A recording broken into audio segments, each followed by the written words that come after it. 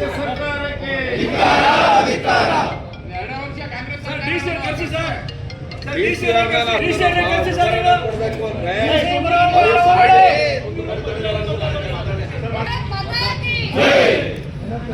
ರಾಜ್ಯವನ್ನು ಗೂಂಡಾ ರಾಜ್ಯ ಮಾಡಿಕೊಂಡು ಯಾವ ಸರ್ಕಾರಕ್ಕೆ ರಾಜ್ಯವನ್ನು ಗೂಂಡಾ ರಾಜ್ಯ ಮಾಡಿಕೊಂಡು ರಾಜ್ಯ ಕಾಂಗ್ರೆಸ್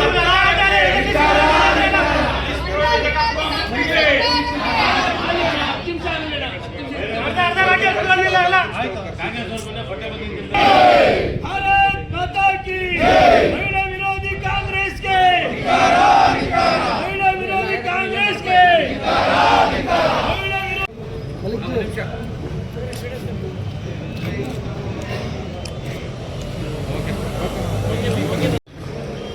ಇವತ್ತಿನ ದಿವಸ ಭಾರತೀಯ ಜನತಾ ಪಾರ್ಟಿ ಮಂಡ್ಯ ಜಿಲ್ಲೆಯ ವತಿಯಿಂದ ಏನು ಮೊನ್ನೆ 7ನೇ ತಾರೀಕು ಬುಧವಾರ ಒಂದು ಇಡೀ ನಾಗರಿಕ ಸಮಾಜ ತಲೆ ತಗ್ಗಿಸುವಂಥ ಏನು ಘಟನೆ ನಡೆದಿದೆ, ಈ ದುಷ್ಟ ಭ್ರಷ್ಟಾಚಾರ ದಿನ ಪೂರ್ತಿ ಬರೀ ಭ್ರಷ್ಟಾಚಾರದಲ್ಲೇ ಮುಳುಗಿರುವಂಥ ಈ ಕಾಂಗ್ರೆಸ್ ಸರ್ಕಾರ, ಈ ಸರ್ಕಾರ ಬಂದಾಗಿಂದ ಯಾವ ಮಹಿಳೆಯರಿಗೂ ಕೂಡ ನಮ್ಮ ರಾಜ್ಯದಲ್ಲಿ ಸುರಕ್ಷತೆ ಇಲ್ಲ ಅನ್ನೋಂಥ ಪ್ರತಿ ಹಂತದಲ್ಲೂ ಕೂಡ ಅದು ಒಂದು ಸಾಬೀತು ಮಾಡ್ಕೊಂಡು ಬಂದಿದೆ.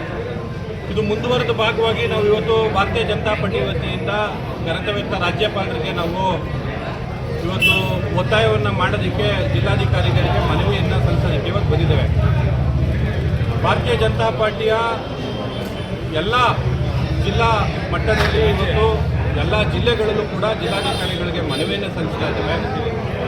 ಏನು ಒಬ್ಬ ಕಾಂಗ್ರೆಸ್ ಕಾರ್ಪೊರೇಟರು ಸುವರ್ಣ ಅನ್ನೋರು ದೂರು ಕೊಟ್ಟ ತಕ್ಷಣ ನಮ್ಮ ಭಾರತೀಯ ಜನತಾ ಪಾರ್ಟಿಯ ಕಾರ್ಯಕರ್ತರಾದ ಸುಜಾತ ಹಳ್ಳಿಯವರ ಒಂದು ದೌರ್ಜನ್ಯವನ್ನು ಎಸಗಿ ಅವರೊಬ್ಬರು ಮಹಿಳೆ, ಅದರಲ್ಲೂ ವಿಶೇಷವಾಗಿ ದಲಿತ ಮಹಿಳೆಯನ್ನು ಪುರಸ್ಕೃತಗೊಳಿಸಿ ಅವಮಾನವಾಗಿ ಅವ್ರನ್ನ ನಡೆಸ್ಕೊಂಡಿರೋದು, ಅದರಲ್ಲೂ ಕಾನೂನು ರಕ್ಷಣೆ ಮಾಡಬೇಕಾಗಿರೋಂಥ ಇದೇ ಪೊಲೀಸರೇ ಆ ಮಹಿಳೆಯನ್ನು ವಿವಸ್ತ್ರಗೊಳಿಸಿ ಆ ರೀತಿ ಒಂದು ಇಡೀ ಸಮಾಜ ತಲೆ ತಗ್ಗಿಸೋ ರೀತಿಯಲ್ಲಿ ಇವತ್ತು ಮಾಡಿರೋದು ನಿಜಕ್ಕೂ ಕೂಡ ದುರದೃಷ್ಟಕರ. ಇಡೀ ನಮ್ಮ ರಾಜ್ಯದಲ್ಲಿ, ವಿಶೇಷವಾಗಿ ನಮ್ಮ ಭಾರತದಲ್ಲಿ ಮಹಿಳೆಯರಿಗೆ ಒಂದು ವಿಶೇಷವಾದ ಪೂಜ್ಯವಾದ ಸ್ಥಾನವನ್ನು ನಮ್ಮ ಸಮಾಜ ಕೊಟ್ಟಿದೆ.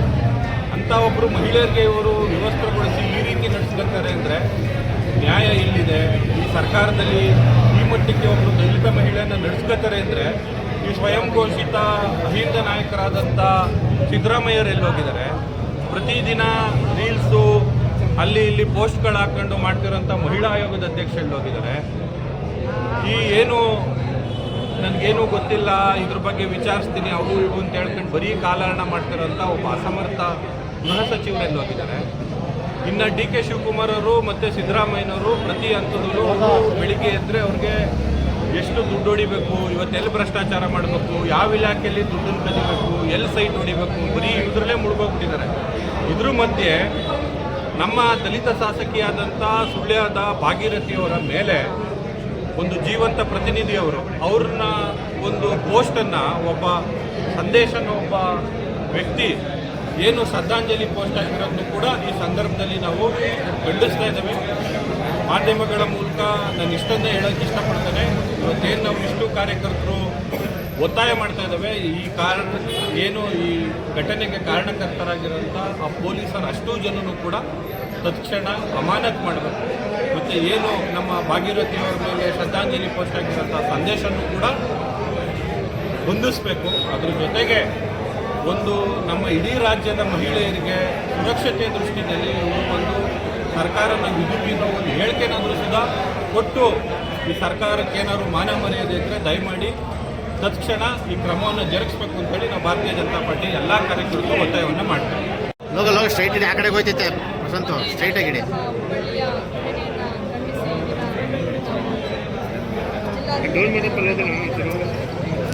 ಮೊನ್ನೆ ವಿನಾಕಾರಣ ಭಾರತೀಯ ಜನತಾ ಪಾರ್ಟಿಯ ಮಹಿಳಾ ಕಾರ್ಯಕರ್ತರ ಮೇಲೆ ಏನು ಒಬ್ಬರು ಕಾಂಗ್ರೆಸ್ ಕಾರ್ಪೊರೇಟರು ಕಂಪ್ಲೇಂಟನ್ನು ಮಾಡ್ತಾರೆ.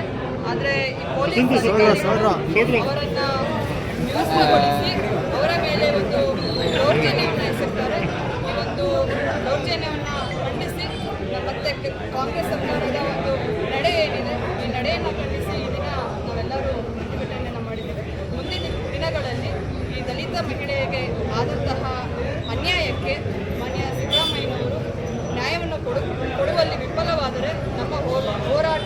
ನಿರಂತರವಾಗಿರ್ತದೆ ಅಂತ ನಾನು ಈ ಸಂದರ್ಭದಲ್ಲಿ ಹೇಳಿ. ಸಬ್ಸ್ಕ್ರೈಬ್ ಬಟನ್ ಮೇಲೆ ಕ್ಲಿಕ್ ಮಾಡಿ ಹಾಗೂ ನಮ್ಮ ಹೊಸ ವಿಡಿಯೋಸ್ ಅಪ್ಲೋಡ್ಗೋಸ್ಕರ ಪಕ್ಕದಲ್ಲಿ ಕಾಣುವ ಬೆಲ್ ಬಟನ್ ನಮ್ಮೆಲ್ಲ ವಿಡಿಯೋಗಳನ್ನ ಲೈಕ್ ಮಾಡಿ, ಶೇರ್ ಮಾಡಿ ಹಾಗೂ ಕಮೆಂಟ್ ಮಾಡಿ.